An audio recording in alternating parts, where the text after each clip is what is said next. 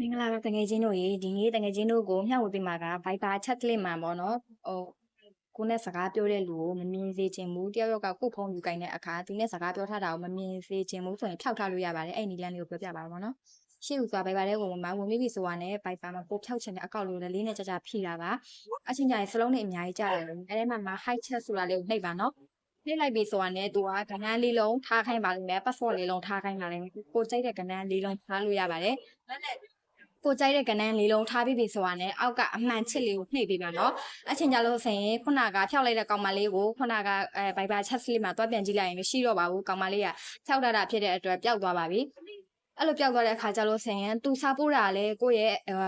noti မတက်တော့ဘူးပေါ့နော်ကိုယ့်ရဲ့ chat လေးတော့ဝင်မလာတော့ဘူးအချင်းရရင်သူ့ကိုတွားပြန်ရှာရမယ်ဘယ်လိုရှာမလဲဆိုတော့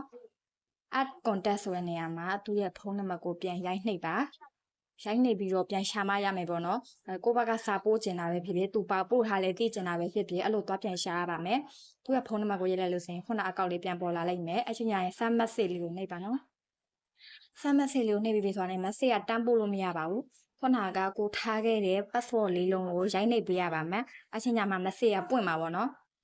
ခုနကကိုထားခဲ့တဲ့ကဏ္ဍလေးလုံးကိုပြန်ရိုက်နှိပ်ပေးပါအချင်းညာမှာ message ကပြန်ပွင့်မှာပါစိတ်ပွင့်ပြီဆိုမှသူပို့ထားတဲ့စာကိုလည်းကြည့်လို့ရပြီကိုကလည်းစာပြန်ပို့လို့ရပြီပေါ့နော်